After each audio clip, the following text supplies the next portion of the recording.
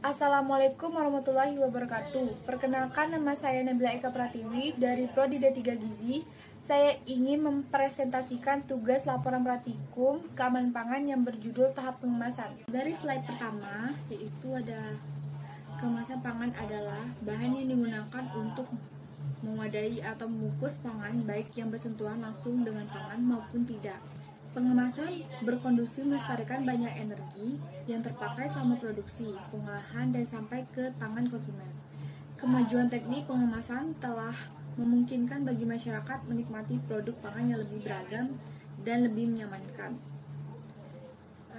Dari pengemasan memberikan perpanjangan masa simpan pangan yang sangat berarti dari kemajuan sistem dan teknik. Pengemasan yang ada pada suatu daerah sangat besar sumbangannya dalam menentukan mutu delivery pangan kepada masyarakat setempat. Pada slide kedua, yaitu ada fungsi pangan.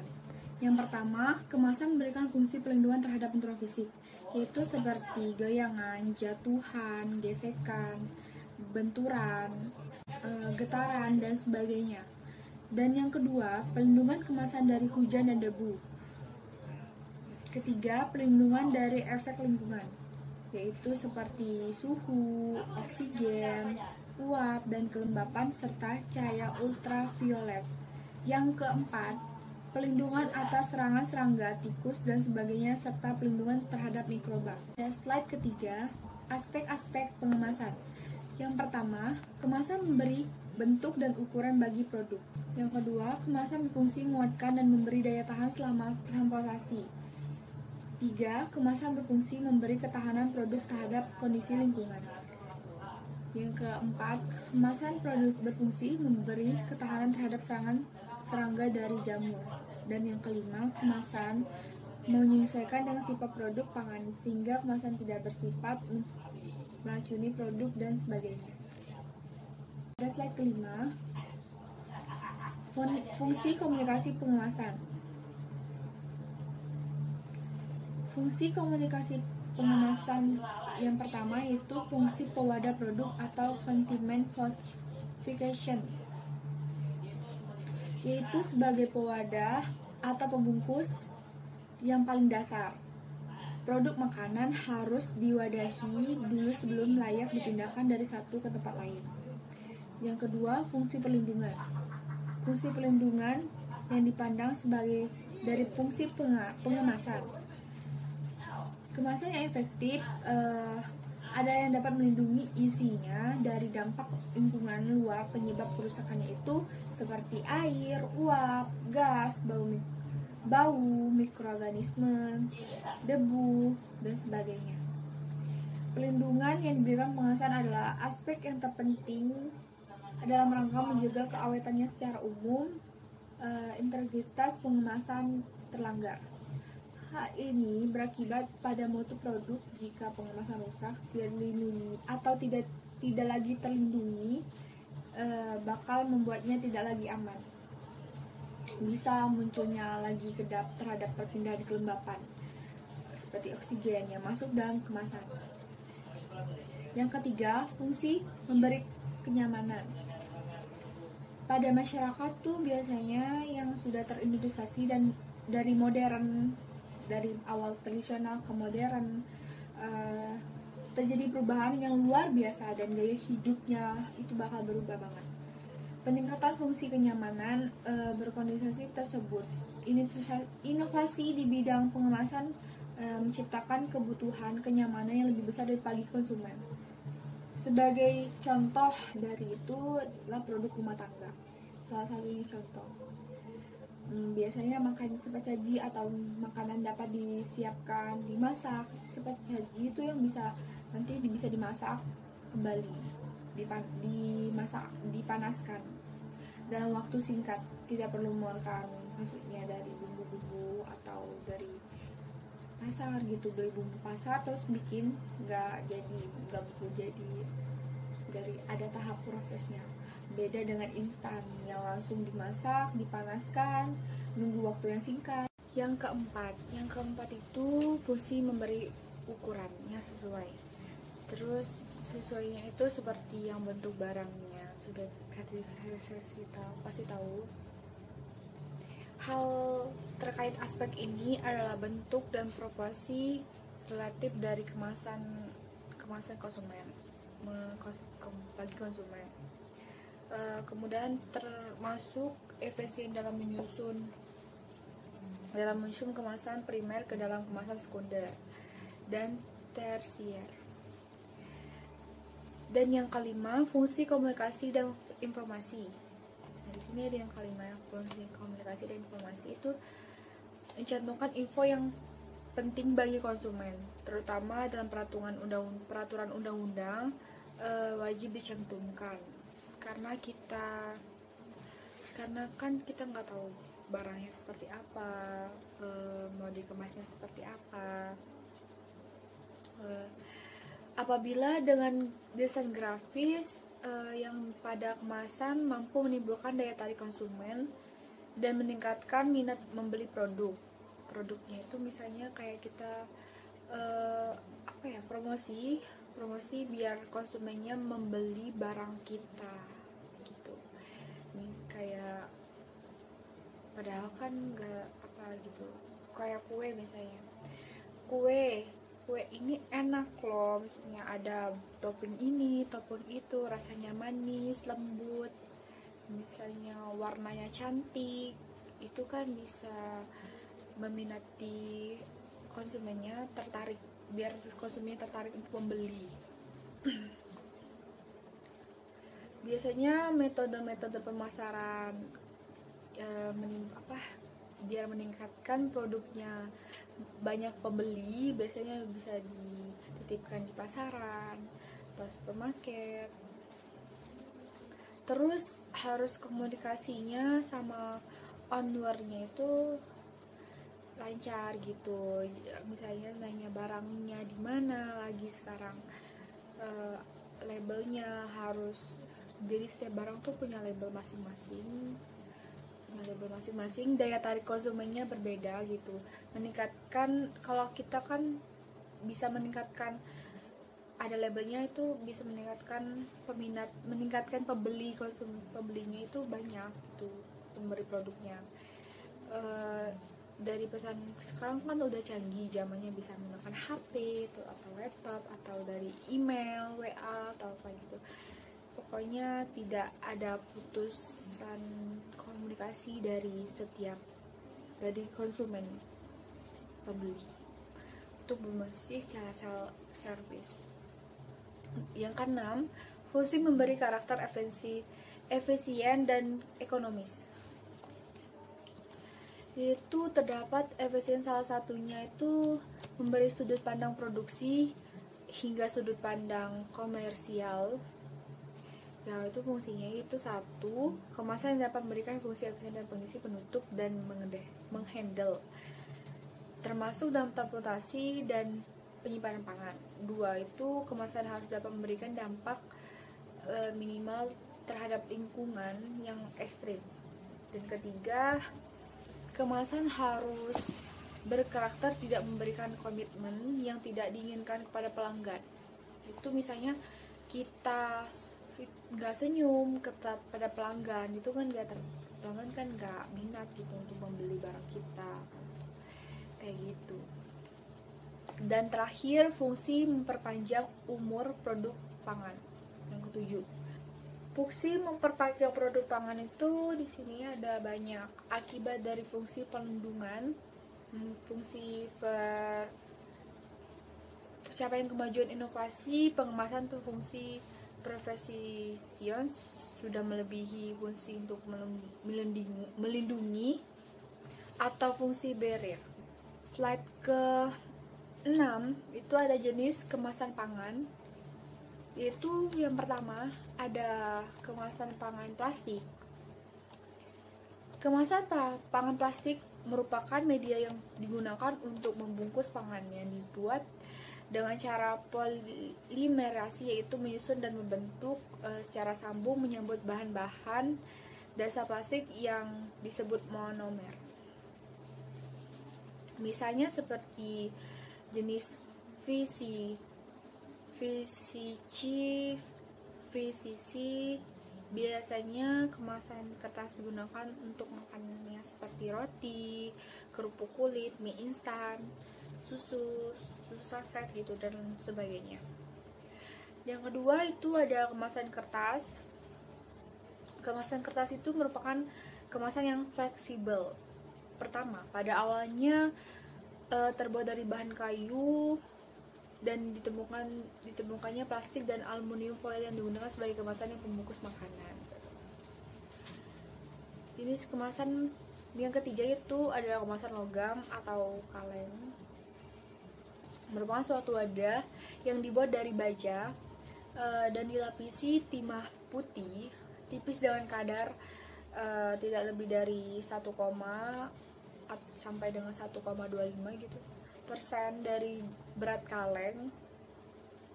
Lapisan ini seringkali dilapisi oleh lapisan non-metal, yaitu untuk mencegah reaksi dengan makanan di dalamnya.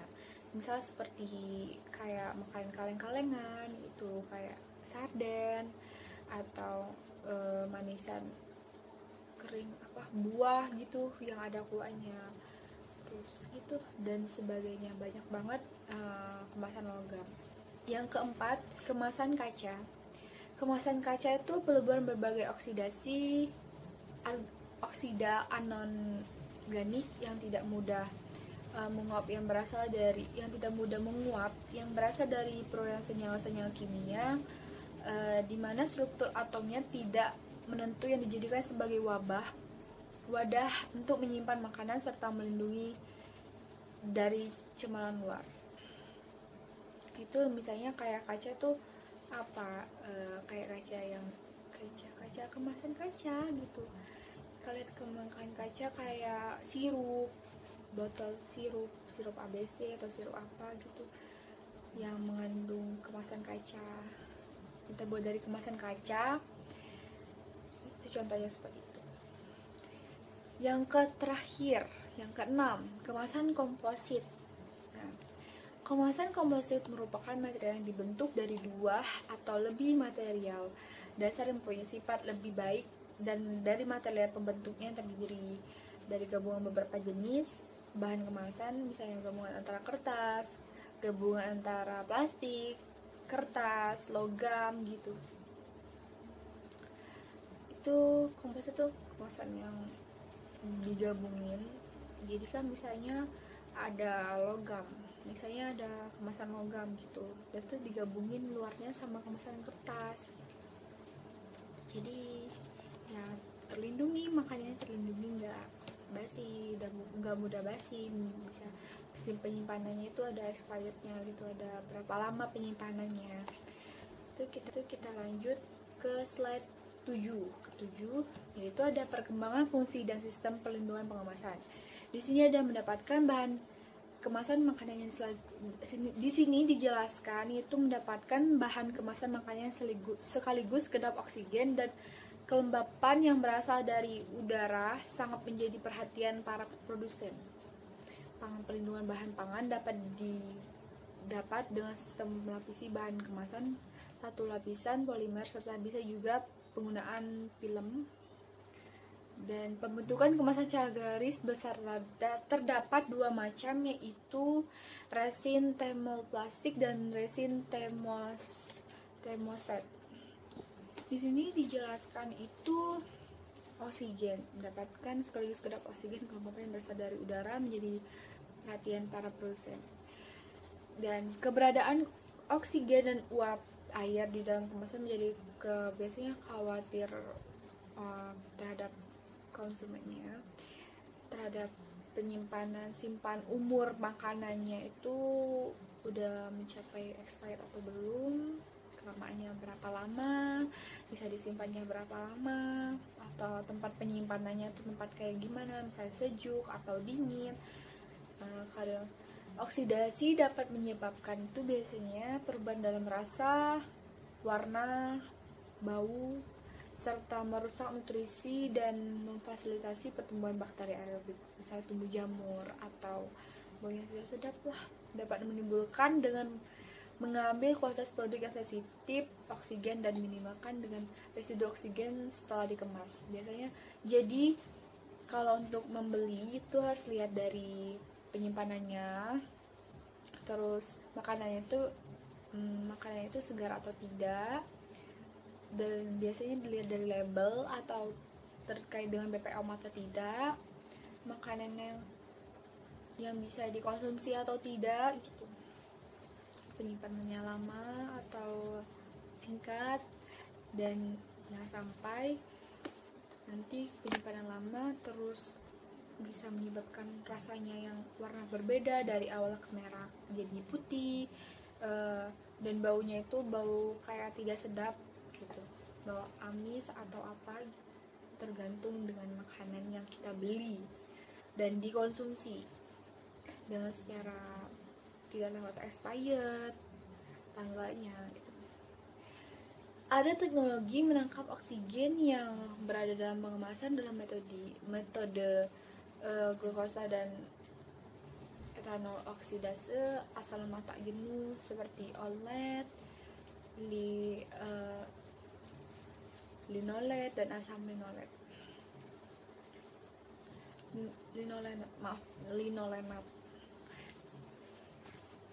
Dan di bawahnya itu ada Undang-Undang Nomor 18 Tahun 2018 tentang pangan akan dikenakan sanksi administrasi dan pidana dengan kepedulian yang tumbuh dari pihak konsumen, produsen, kemasan, dan pelaku usaha dalam menggunakan dan menyediakan kemasan yang aman dan baik. Diharapkan peningkatan yang baik dalam bisnis food service di tanah air ini untuk selalu mengutamakan sisi kesehatan, bukan sebuah usaha yang hanya meningkatkan keuntungan semata.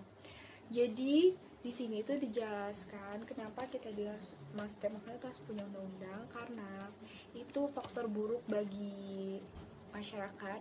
Jika ada masyarakat yang mengonsumsi makanan yang salah, bakal mengakibatkan kesehatannya buruk, dan itu ada sanksi. Jadi kalau ada makanan yang nggak boleh lagi dimakan atau expired, itu bakal menyebabkan fatal dan kesehatan kita jadi buruk gitu, mudah sakit, terus atau enggak kita terkena diare atau penyakit yang lain, tergantung kita mengonsumsi penyakit yang lain itu tergantung kita mengonsumsinya. Jadi jangan sampai